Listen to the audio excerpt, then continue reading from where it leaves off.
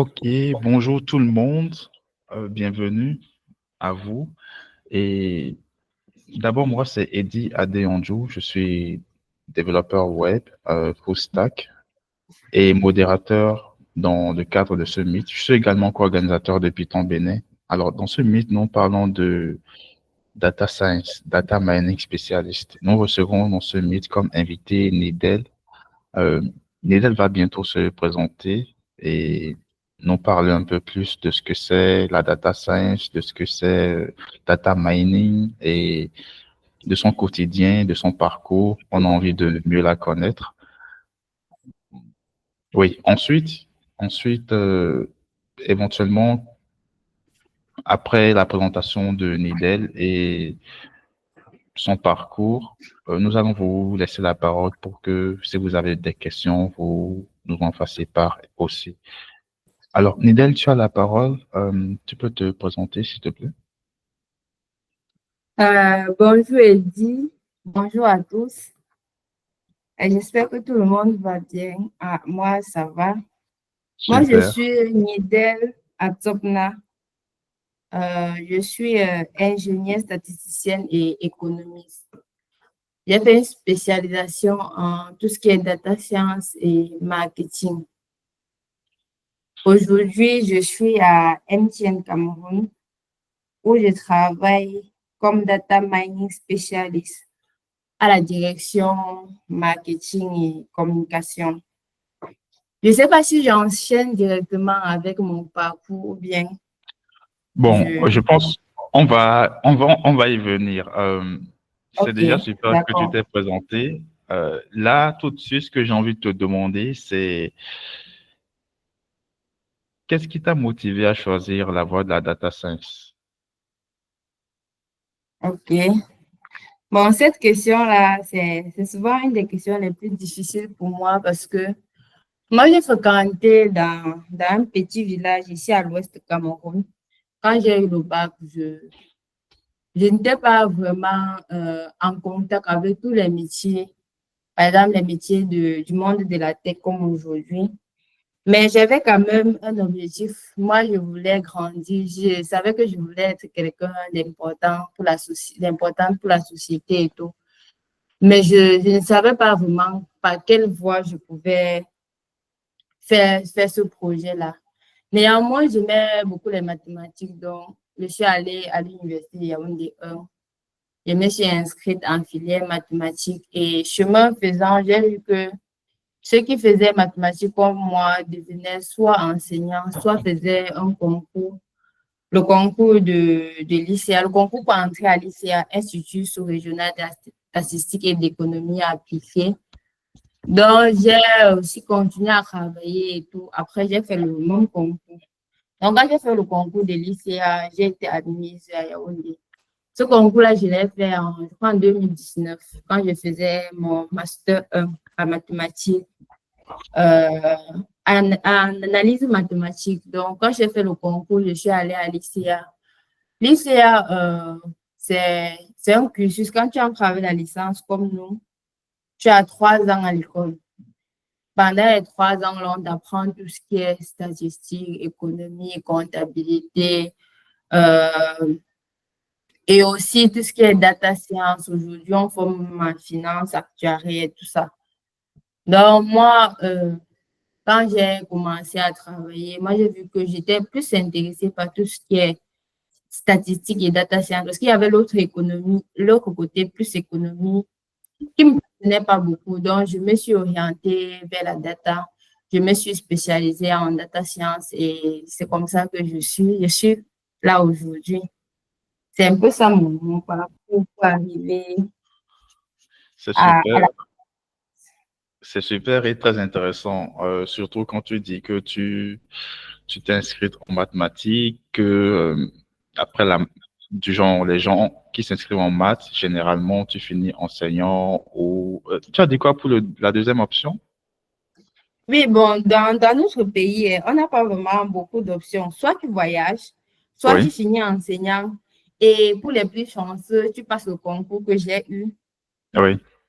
Oui, Oui, en donc, fait, c'est une réalité aussi ici au Bénin, pour ce que j'en sais, tu vois. Quand euh, tu fais la maths, c'est compliqué de se projeter. De base, on te voit devenir enseignant. En fait, ça que tu dis, ça me captive particulièrement parce que bon, pour les Béninois qui sont ici, moi j'ai fait la C, je sais pas si ça s'appelle comme ça au Cameroun, mais c'est oui, c'est aussi, la même chose. Oui, ok, ah, super, super.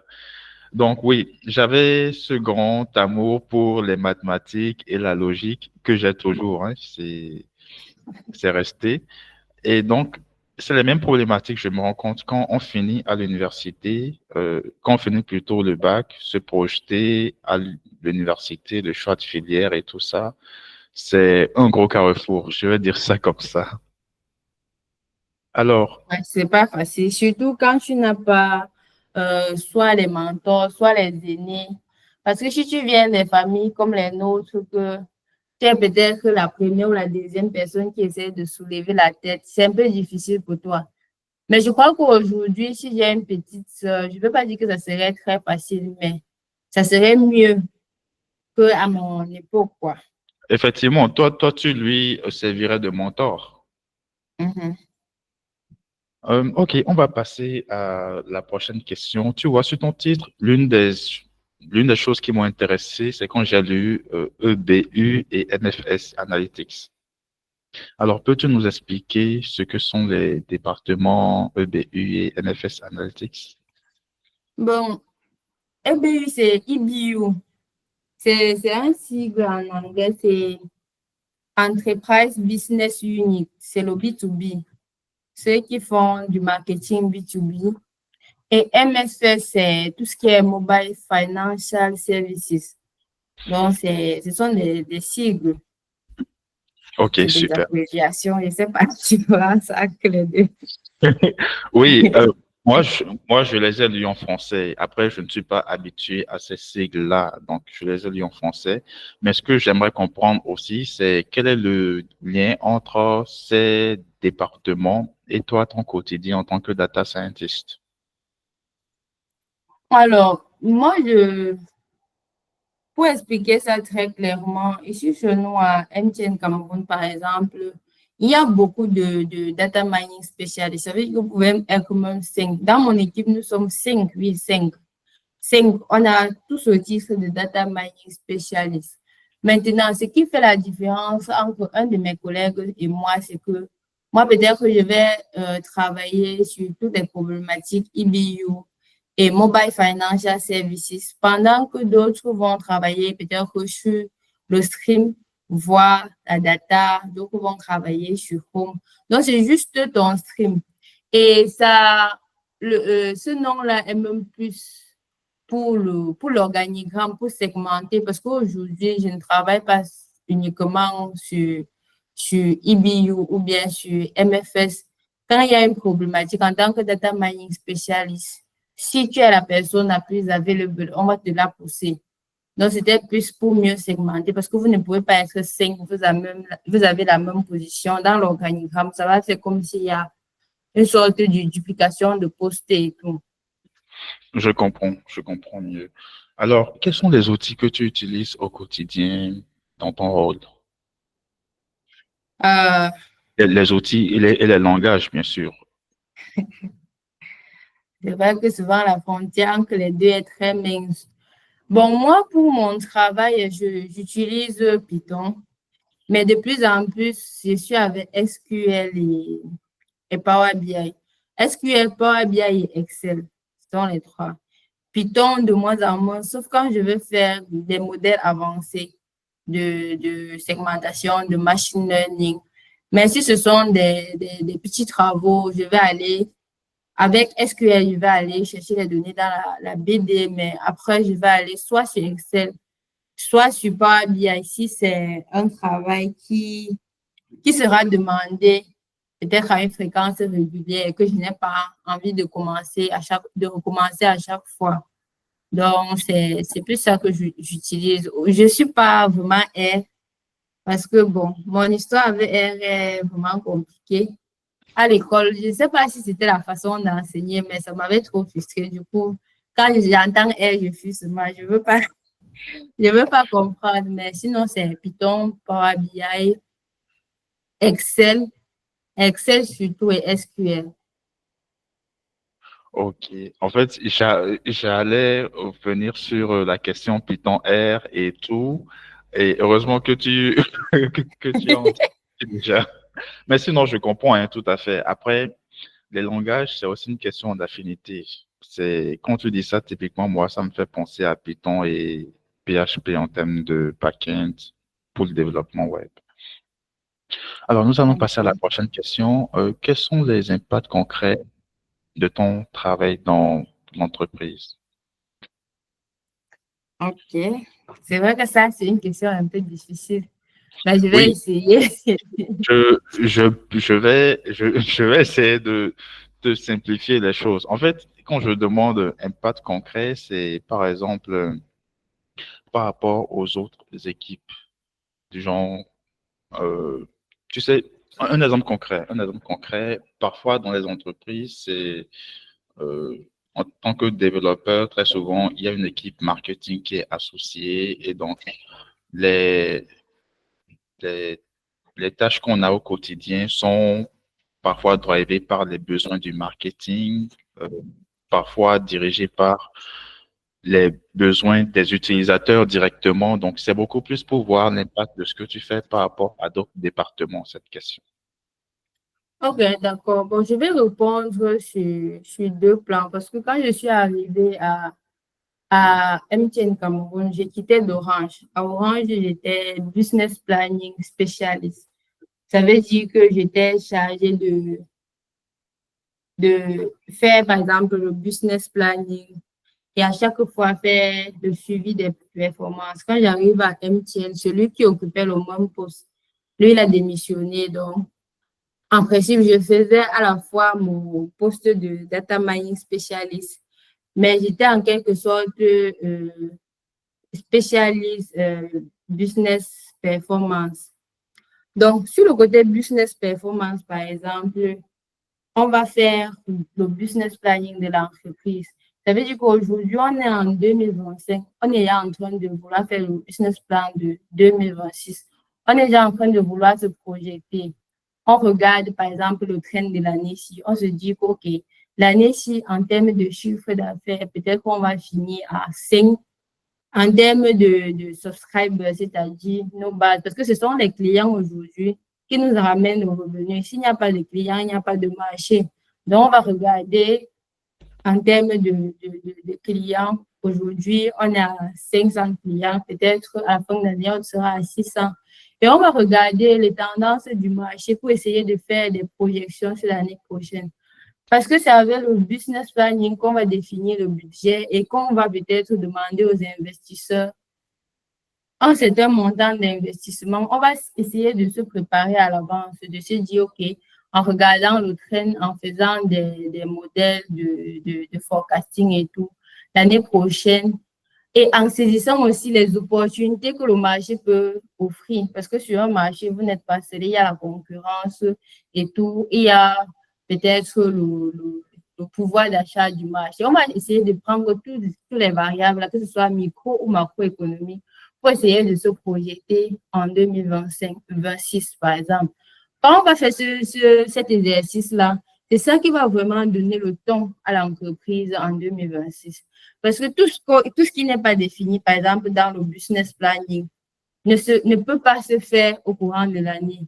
Quand on fait le business planning, on va même définir combien de personnes on va recruter l'année prochaine, combien de positions on va ouvrir, combien, ainsi de suite, comment est-ce qu'on va même réorganiser les organigrammes et tout, combien il nous faut peut-être en termes d'investissement. Là, on va encore prévenir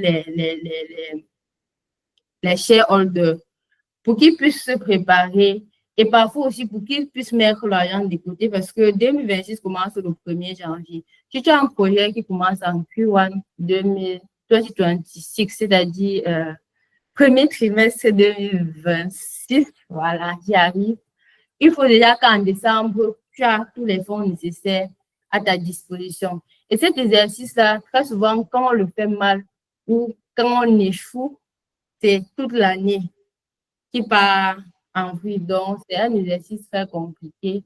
Ça va commencer, par exemple, le mois d'août-ci. C'est sur 3 mois. Donc, c'est ce que j'avais fait l'année passée. Et tout au courant de l'année, quand je voyais toutes les actions qu'on avait menées, qu'on avait prévues, comment on essaie de les exécuter et comment on essaie de calculer, de quantifier. Parce que quand tu mènes les actions de façon, avec les chiffres, il faut pouvoir quantifier pour voir si tu es en train de suivre le bon train et tout. Quand je vois comment ça s'exécute, moi, ça me plaît bien. Je me dis, ah, je faisais partie de cette stratégie et je suis contente. Bon, ça, c'est le côté plus business planning. Mais quand je reviens sur le côté data mining spécialiste, aujourd'hui, par exemple, je vais prendre un cas simple pour mieux illustrer. Par exemple, aujourd'hui, il y a des nouveaux produits qu'on essaye de lancer. Quand on essaie de lancer au marketing, il y a les marketistes, les gens qui font le consumer. Très souvent, ils vont venir là, ils ont une idée au produit. Peut-être, je veux lancer un forfait. Mais qu'ils disent qu'ils veulent lancer un forfait, c'est à toi, le data mining spécialiste, qui essaie de lui dire, OK, voici notre base de données. Voici comment nos clients se comportent. Tu veux lancer un forfait peut-être de 500. Dans la BD, les forfaits de 500 qu'on a déjà, voilà tel profil d'utilisateur utilisé. Peut-être il vaut mieux essayer peut-être de targeter ces mêmes clients en ajoutant un surplus sur le forfait que tu essaies de lancer là pour qu'ils puissent prendre et pour que tu puisses saisir toutes les opportunités qui peuvent exister sur le marché. Et aussi, on va essayer de faire des analyses, de voir si le projet même que tu veux lancer est viable. Parce que parfois, si on ne fait pas toutes ces analyses-là en amont, tu peux lancer un forfait, tu te dis que, OK, ça va permettre de driver la croissance, augmenter le chiffre d'affaires. Alors que ce forfait-là vient empiéter sur un forfait qui était déjà existant et ça nous fait perdre de la valeur et tout. Donc, c'est toutes ces analyses-là qu'on va analyser. On va voir l'impact sur le revenu, l'impact que ça aura sur les trafics, sur tous nos principaux indicateurs pour pouvoir donner le go. Et parfois aussi, les équipes métiers aujourd'hui, ils ont besoin de la donnée pour fonctionner. Quand tu veux aller peut-être dans une zone, faire une action, tu as besoin de connaître comment les clients de la zone-là se comportent, par exemple. Et très souvent, eux, ils ne connaissent même pas comment formuler la question et tout. Donc, à un moment, il faut pouvoir aussi comprendre un peu le marketing, avoir l'esprit là. Si on veut faire des actions sur le terrain, comment ça se comporte. Parce qu'il n'y a que comme ça que tu vas pouvoir connaître, que tu vas pouvoir collaborer avec l'équipe métier pour mieux comprendre les besoins et pour pouvoir mieux les gérer. Parce qu'il va venir te dire que moi, je veux lancer mon action. Il ne sait même pas tout ce que tu vas aller faire derrière la BD. Il veut toujours seulement que tu lui sors peut-être un business case pour lui dire que, OK, le projet que tu veux lancer, voici ce que ça va coûter, voici ce que ça va générer comme revenu. Et à la fin, voilà le revenu supplémentaire qu'on va générer grâce au projet. Et ce travail-là, quand tu ne le fais pas bien, après, c'est sur toi que ça retombe parce que quoi? On intervient avant le lancement du projet et après aussi pour mesurer l'impact. Si avant tu as fait un business case qui n'est pas bon, après quand tu vas mesurer l'impact, tu peux même voir que le projet a plutôt eu un impact négatif. Et si ça a eu un impact négatif, c'est à toi de gérer. Ça veut dire qu'en amont, tu n'as pas fait des bonnes analyses, tu n'as pas peut-être donné la bonne niche, tu n'as pas donné les bonnes informations. Donc, c'est pour ça que c'est un peu délicat. Très souvent, derrière chaque projet en entreprise qui fonctionne bien, se cache une sorte de business case, une analyse que les data mining spécialistes ont fait et tout. Et notre travail de façon générale, c'est passer le temps à fouiller dans la BD et identifier les nouvelles niches des clients. Ça veut dire que même s'il n'y a pas un projet concret, tu peux faire des analyses et tu viens faire des propositions. Tu viens dire que, OK, ce segment-ci, peut-être on analyse, on l'adresse déjà, mais peut-être en croisant le segment de peut-être des jeunes avec ceux qui sont HVC, tu peux ressortir quelque chose de plus concret, tu peux mener des actions. Donc, c'est aussi ça qu'on fait, on propose à l'équipe métier et tout. Super. C'est comme si j'ai trop parlé. Faut que Non, non, j'arrête d'abord pas, comme pas du ça. tout. En fait, tu es allé deep dans la réflexion et ça permet de mieux comprendre ton quotidien. C'est pour ça qu'on est là. Et ce que j'aimerais te demander, Marc, ta caméra est allumée. Je sais pas Ah, il si... aimerait qu'on voit son visage, c'est plutôt bien. Peut-être, je sais pas si c'est exprès. Oui, ce que j'aimerais te demander là tout de suite, c'est, tu as parlé de Orange, je pense, tu as parlé de MTN Cameroun. Alors, Oui. comment s'est passée ta première expérience professionnelle? D'abord, bon, où est-ce que c'est? Je ne sais pas. C'est pas nécessaire de nous dire où, mais comment s'est passée ta première expérience professionnelle du genre quand tu quittes les études pour voilà l'entreprise? Ça s'est passé comment? Ma première expérience, de toute façon, je ne peux pas cacher, c'est sur mon LinkedIn, c'était Orange. Parce que quand j'ai fini avec l'école, j'ai eu mon stage académique à Orange et puis j'ai eu un stage professionnel, toujours à Orange, après un poste à Orange avant d'aller à MTN. Donc, ma première expérience, c'était à Orange. Super. À la fois, c'était excitant et c'était très frustrant. Frustrant parce que souvent, quand tu quittes l'école, tu as hâte de mettre, de pratiquer, si je puisse dire, de pratiquer tout ce qu'on a dit à l'école. Par exemple, à l'école, on sait qu'un bon modèle de machine learning, c'est un modèle qui respecte tous les critères, par exemple, d'information. C'est un modèle qui a un bon F1 score, c'est un modèle qui a un accuracy élevé et tout. Mais parfois, quand tu arrives en entreprise, tu comprends que c'est pas toujours dans toutes les situations qu'on va utiliser tes gros modèles. Ça, c'est deux. Et de deux aussi, tu comprends que pour connaître qu'un modèle ou bien une proposition est bonne, très souvent, on va aller, si on n'a pas le temps, on va peut-être faire ensemble, aller tester rapidement parce qu'en entreprise, ça va très vite. Parfois, on peut te demander de faire un projet, tu es là parce que tu essaies de faire des validations croisées, tu essaies de faire tous les modèles pour sortir le plus bon. Alors qu'on n'a pas suffisamment de temps pour ça, on veut que tu viennes, tu peux même seulement venir proposer la médiane, la moyenne, et ça va répondre. Là-bas, parfois, on ne veut pas toujours ce qui est super exact. On veut quelque chose qui peut marcher, mais qui peut aussi permettre d'adresser, par exemple, rapidement les clients. Je prends un exemple. Si le concurrent, par exemple, lance une campagne qui baisse peut-être les prix sur une offre, et toi, en tant que data mining spécialiste, tu dis, OK, il faut aussi qu'on lance notre campagne.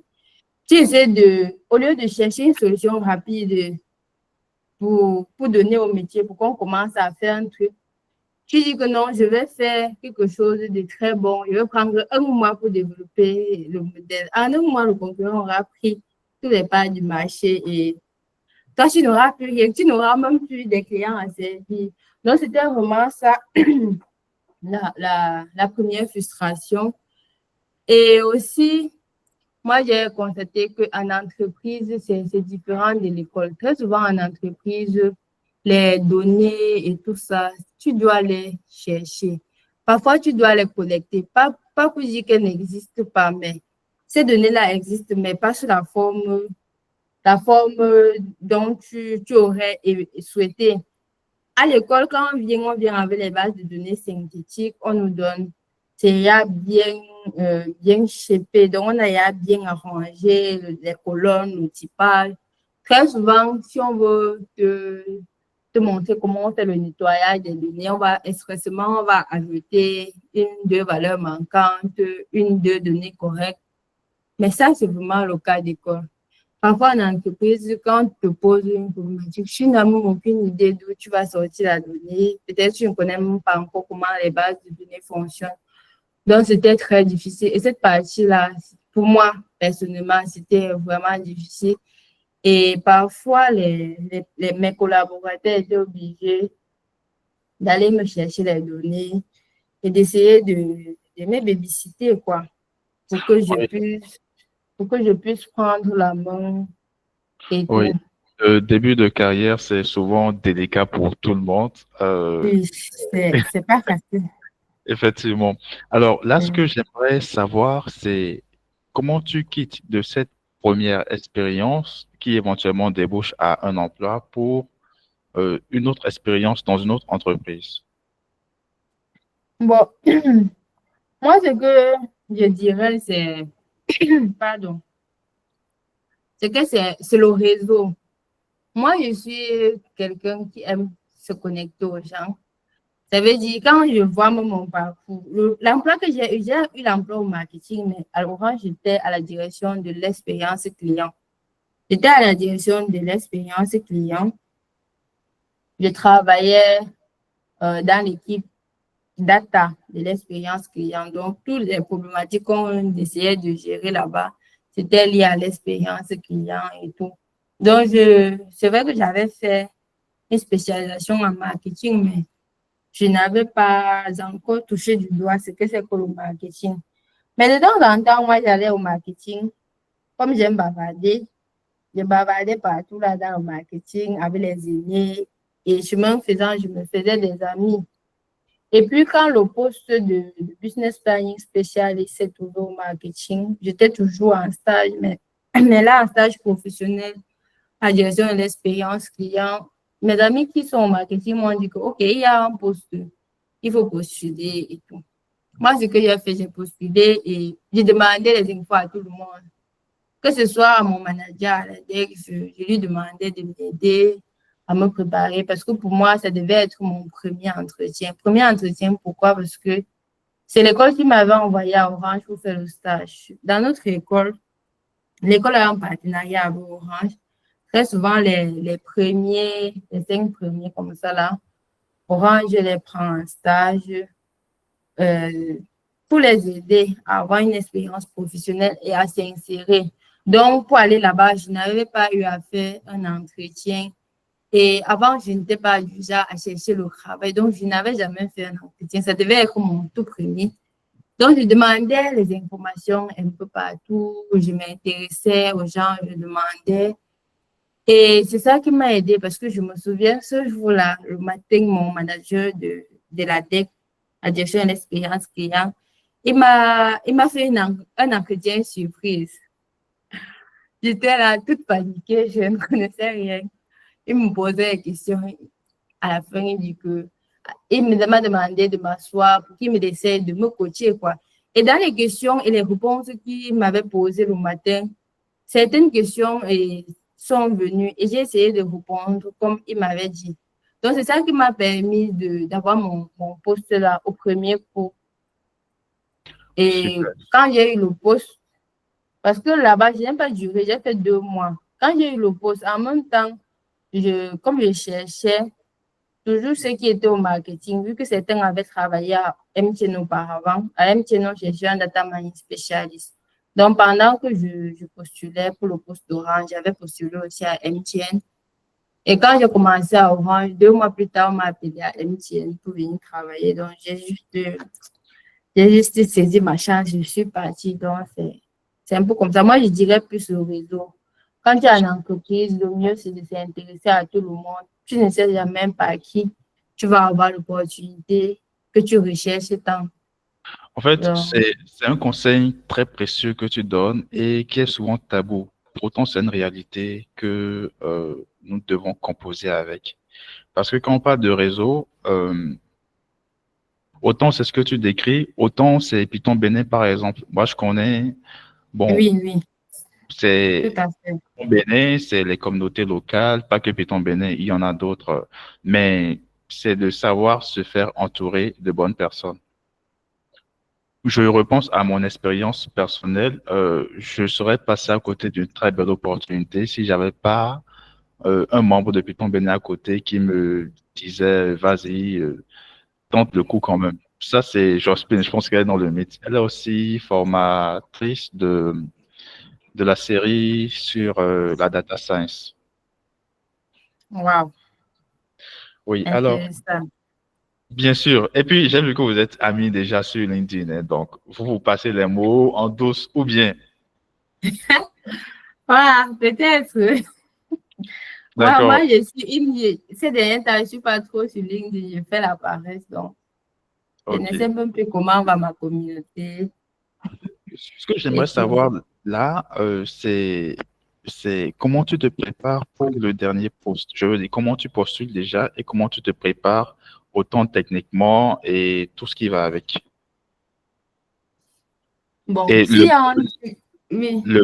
bon, éventuellement, le processus d'entretien par lequel tu es passé, est-ce que d'abord ça a été un entretien avec la RH, ensuite un entretien technique, ensuite un projet test? Comment ça s'est passé? Éventuellement pour que dans ce métier, des gens ambitionnent euh, de travailler à MTN, Bénin ou Cameroun ou n'importe où, qui sachent à peu près comment s'y prendre.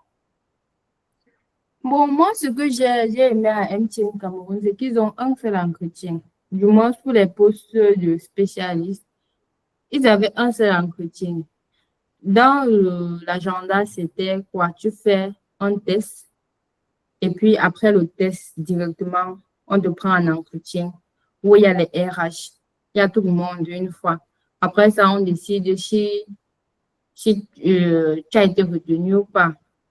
Donc, le processus, c'est quoi? Moi, j'ai fait la même chose, hein. Quand je viens ici et dis que ouais, je veux faire l'entretien, je ne connais rien, explique-moi. Je cherche les gens qui ont peut-être été soit manager à ces positions-là, soit qui ont fait ces positions. Parce que malheureusement, en entreprise, ce n'est pas toujours le plus fort ou bien le plus compétent qui est retenu. Je dis ça pourquoi? Quand on sort tous de l'école, on est ingénieur bac plus 5. En principe, on peut tous faire le travail. Mais on veut peut-être un data mining spécialiste. Ça veut dire qu'on ne peut pas nous prendre nous tous.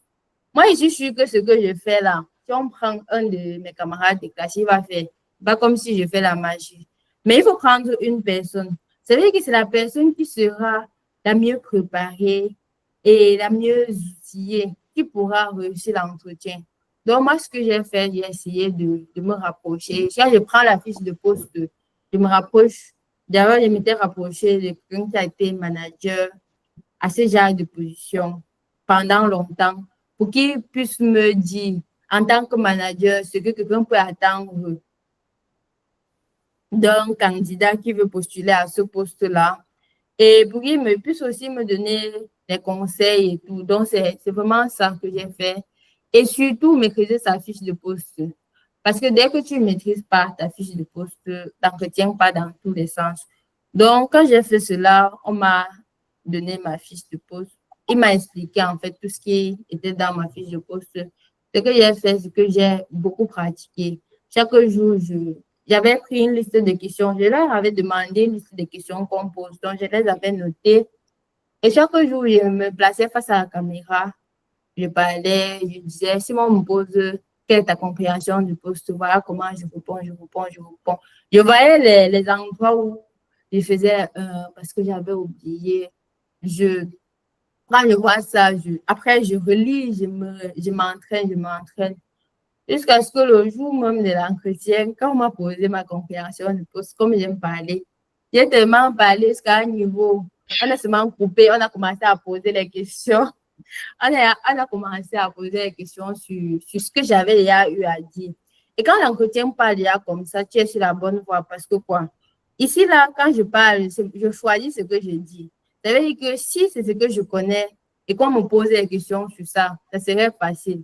Mais quand on a l'impression que tu ne connais pas, on va maintenant aller te poser des questions sur quelque chose que peut-être tu as oublié. Pas que tu ne connais pas, peut-être que tu as oublié. Et quand on te pose une ou deux questions, tu ne réponds pas, tu es crispé, tu ne peux même plus rien faire.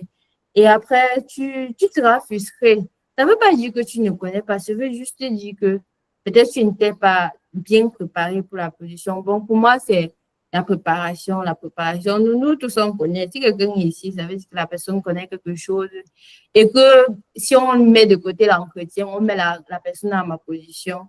Python, qui ne connaît pas Python, qui ne connaît pas peut-être SQL, même si tu ne connais pas aujourd'hui, il y a mon ami ChatGPT, il y a YouTube, il y a quand même le minimum, c'est-à-dire cette capacité-là de raisonner, de comprendre ce qu'on nous demande et tout.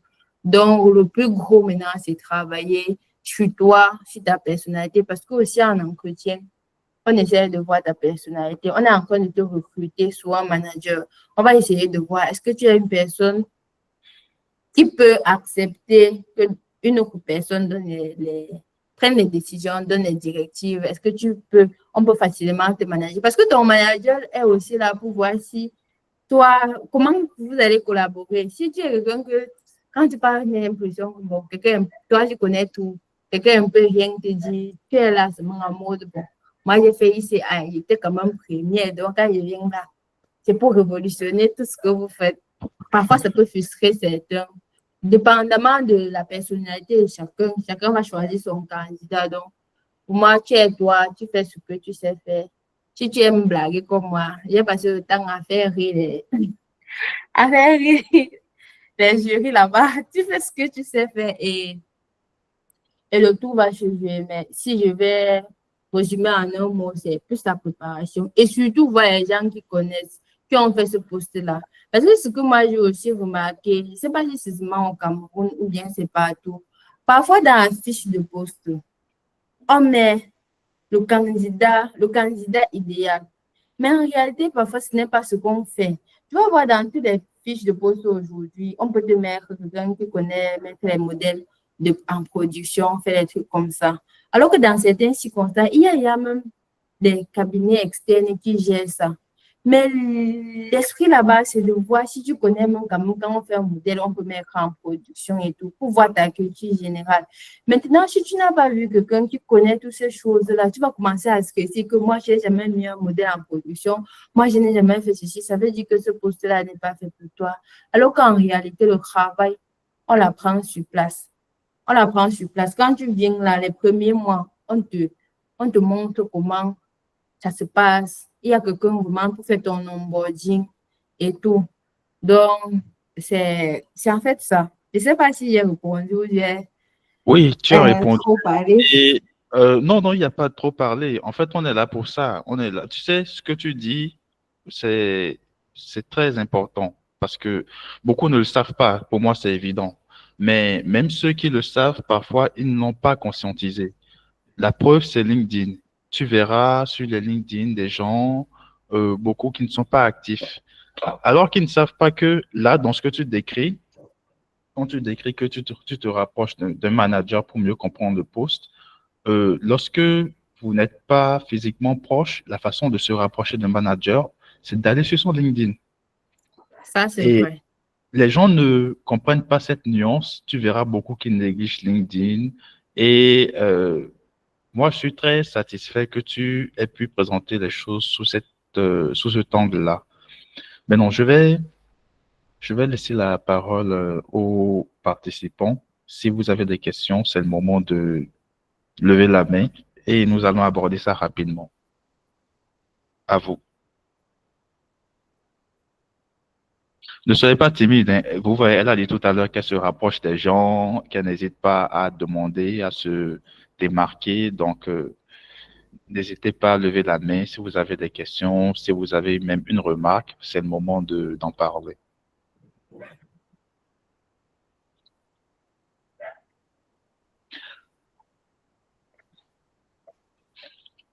Bon, si vous avez tout compris aussi, je pense qu'on va faire avec. Pagal, tu n'as pas une question par rapport à, je veux dire, à tout ce qui a été dit?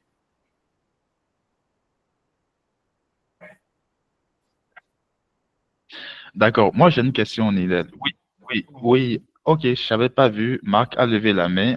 Pagal a ouvert son micro aussi. Oui, Pagal, je t'écoute. Marc, on va y revenir si tu permets. Ok, bon, merci beaucoup, Python Bénin. Et non, je n'ai pas grand-chose à dire. Je remercie Lidl pour son état d'ouverture d'esprit, je vais dire, et ce partage d'expérience avec tout le monde. Et même si c'est le Cameroun au Bénin, nous avons les mêmes défis presque. même si ce n'est pas le Bénin, bon, sur le continent, nous avons les mêmes défis. Et donc, voilà. Moi-même, je suis statisticien, je ne suis pas trop data scientist, mais bon, actuellement, je fais des cours aussi côté marketing et je comprends parfaitement ce qu'elle a décrit comme travail au quotidien qu'elle fait. Donc, je la remercie. Moi, je n'ai pas Super, de questions. Merci. super. Ok, Merci, merci, Paga. Pagal. Marc avait levé la main. Oui, Marc. Oui, bon, déjà, bonjour, nouveaux participants. Merci, Nidel, pour la présentation. Alors, moi, ma question, c'est par rapport à ce que tu disais, quand on veut postuler pour un poste, mais qu'on n'a pas forcément toutes les compétences qui sont demandées. Donc, plutôt, je vais préciser toutes les compétences techniques qui sont demandées. Tu as dit, c'est sur le terrain qu'on apprend. Mais si l'on te recrute pour ces compétences et que dès le départ, tu es incapable de le faire, est-ce que ça va jouer sur, je sais pas comment dire, ça va jouer sur toi? Ok. Bon, je vais y répondre. Ça dépend vraiment. Parce que, par exemple, tu vas voir chez nous, l'idée dit que nous sommes 5, mais chacun a sa particularité. Il y aura un outil où un est plus aguerri, l'un est plus aguerri que l'autre. Ça veut dire quoi? Par exemple, quand on faisait le dernier recrutement, le manager disait que, OK, quand je regarde l'équipe, il y a quelqu'un qui peut bien faire peut-être des dashboards Power BI. Il y a quelqu'un qui peut bien faire des analyses. Il y a quelqu'un qui peut bien faire ci, bien faire ça. Pour que l'équipe soit au complet, on a besoin de quelqu'un qui est data mining spécialiste, mais que dedans, la personne maîtrise peut-être tout ce qui est modèle LLM aujourd'hui, comme aujourd'hui on parle des LLM, comment on va essayer d'automatiser avec tous les gros modèles qu'on a ici dehors. Il va chercher quelqu'un qui est data mining, qui peut faire le data mining, mais qui a plus ces compétences-là. Et tout part de l'honnêteté. L'honnêteté, c'est quoi? Quand j'arrivais en entreprise, moi, je ne connaissais pas Power BI. Je ne connaissais pas Power BI. On n'avait même pas appris à l'école. Je ne savais même pas que ça existait. C'est vrai que j'étais un peu pauvre en culture générale quand même. Parce que sinon, j'aurais quand même su que ça existait. Je ne savais pas, mais je connaissais Python. Parce que parfois, les choses que tu ne peux pas, que tu peux faire avec Power, c'est des choses que tu peux faire avec Power BI. Tu peux aussi bien les faire avec Python. Si tu connais peut-être Streamlit ou bien Shiny aujourd'hui, tu peux faire des dashboards. Ça veut dire que si tu ne connais pas peut-être principalement le logiciel Power BI et que tu connais un logiciel ou un outil que tu peux contourner le travail qu'on te demande de faire sur Power BI, que tu peux faire sur Shiny, pour un début, il va te dire que, OK, moi, j'aimerais que nous tous on développe sur Power BI parce que dans l'équipe, les gens développent sur Power BI, font des modèles. Ça serait plus facile d'interagir. Si tu fais du Shiny ou bien Streamlit seul, ça se ferait un peu difficile parce que quand tu pars en congé, comment est-ce qu'on continue à gérer tes projets? Ça veut dire que si tu te demandes quelque chose à l'instant T, que tu ne peux pas rapidement faire sur Power BI, tu peux commencer à faire ça sur Shiny, tu lui donnes. Mais tu apprends. Quand tu arrives même en entreprise, il y a certaines formations qu'on te demande, les mandatories. On te dit que, OK, quand tu es arrivé là, voici telle chose que tu dois savoir. C'est comme ça que tu apprends. Et maintenant, quand je dis l'honnêteté, c'est quoi? Tu vas aller peut-être en entretien, tu ne connais pas Power BI. Mais comme tu ne veux pas dire que tu ne connais pas Power BI, tu dis que tu maîtrises Power BI. Et on cherche quelqu'un qui maîtrise Power BI. Ça veut dire que dès qu'on te recrute là, pour le premier jour, on veut que tu sortes un dashboard alors que tu n'es pas encore à mesure de le faire. Ça ne veut pas dire que dans 2 mois, dans 3 mois, tu ne pourras pas le faire. Non. Mais ça veut dire que tu dois être clair sur ce que tu peux offrir à l'instant T. Ce qui est sûr de toutes les compétences qu'on a listées là, s'il y a seulement une que tu ne peux pas donner à l'instant T, ce n'est pas grave, mais il faut juste être honnête. Il faut dire que, OK, dans la liste de ce qu'on a donné, moi, je maîtrise déjà ceci, cela. Ceci, j'ai testé, je ne suis pas allée en profondeur. Cela, je ne connaissais pas. Et il faut aussi reconnaître, ne pas connaître un outil ou bien quelque chose, ce n'est pas un péché. Mais c'est mentir qui devient un péché parce que si le gars te recrute parce qu'il cherche un expert, je ne sais pas, un expert Django, Alors que toi, tu ne connais même rien sur Django, ça serait compliqué. Oh, si je suis un développeur, peu importe, si tu connais faire, développer sur d'autres plateformes et tout, mais que tu ne connais pas Django, je dis, OK, un développeur, il peut apprendre ça et ça va aller. Donc, pour moi, c'est plus comme ça. Il faut aller franco. Tu dis que, OK, sur les compétences, là, voilà ce que je maîtrise et ceci. Mais je suis ouvert pour apprendre. J'aimerais bien apprendre, j'aimerais bien connaître d'autres choses là. C'est plus ça que lui va décider.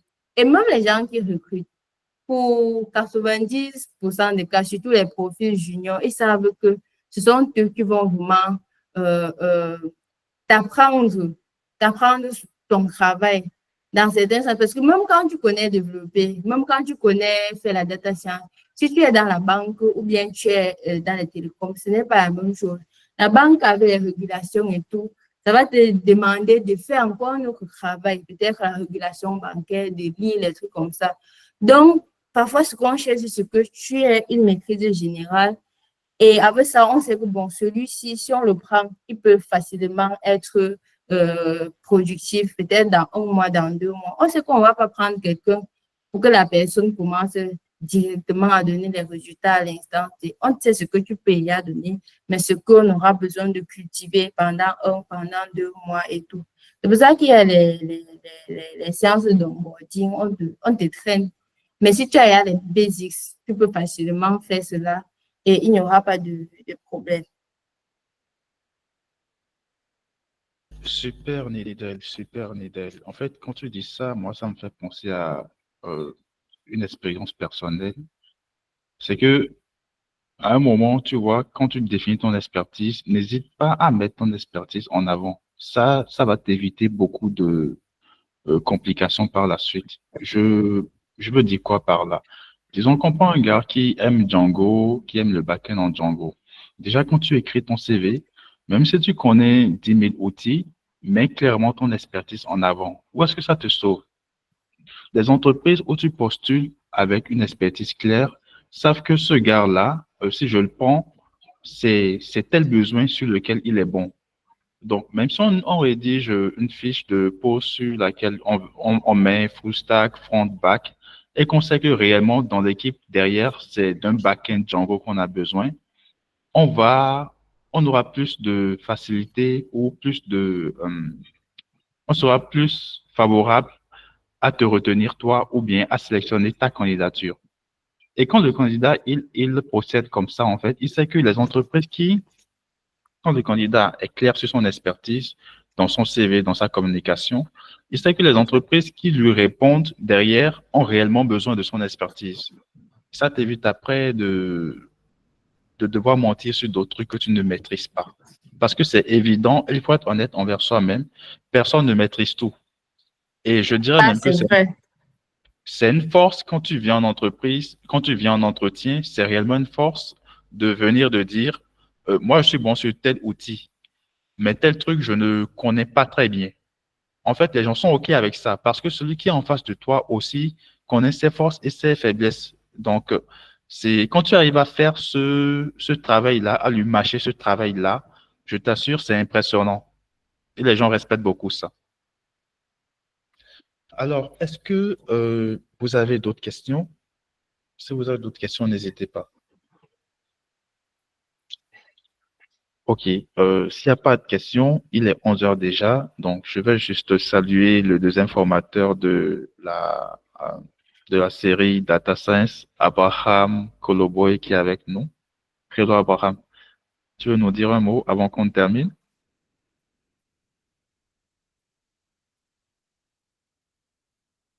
Je ne sais pas si tu Je parles sais pas. parce que là, on t'entend pas. Ok, OK. vous me recevez maintenant? Oui, là, c'est bon. 5 sur 5. Ok. Bonjour à tous, j'espère que vous allez bien. Je dois dire que j'ai rejoint le Meet tardivement, quasiment à la fin, donc je n'ai pas réellement pu suivre les débats et tout. Mais je vois que ça a parlé de carrière, d'entretien et tout. Donc, pour le peu que j'ai entendu, je pense que beaucoup de choses ont été dites pour aider les gens, que ce soit seulement dans la data ou encore peu importe le domaine. C'est des trucs, l'honnêteté, pouvoir positionner son expertise, savoir se vendre. C'est très important et surtout savoir interagir aussi lorsque vous faites un entretien, savoir mettre l'ambiance aussi, comme Madame Lidel l'a dit, c'est aussi important. Donc, je pense que ça a été une séance très instructive. Je vais peut-être attendre le replay, le regarder encore moi-même. Donc, merci à tous. J'espère qu'on pourra se voir pour d'autres séances après aussi. Donc, que tout le monde se porte bien. Merci, merci. Bien Ok, sûr qu'on pourra merci. se voir pour d'autres séances. Compte sur moi, compte sur nous. Ok, merci à tout le monde. En particulier, merci à Nidel pour cette séance que tu nous as refaite. Je sais que ça a été short et très pressant de ma part, mais tu as été disposé à ça et j'apprécie énormément. Ok. Merci à toi. Je crois qu'avant la question de Marc, tu avais une dernière question, ou bien c'est bon? Une dernière question. Là, tout de suite, je ne m'en souviens pas. Ok, Là, d'accord. là, tout de suite, je ne m'en souviens pas. Je pense que ça a déjà été abordé dans ce qu'on a discuté. Ok, pas de problème. Merci à tout le monde et bon week-end à vous. Ok, merci à tous. Merci de m'avoir écouté. Merci à Python Benin. J'espère qu'il y aura une prochaine fois et que ça serait pas aussi short notice. Bien sûr, bien sûr. J'ai pris bonne note, Nidel, merci. D'accord, bon week-end, portez-vous bien et à la prochaine. Bye.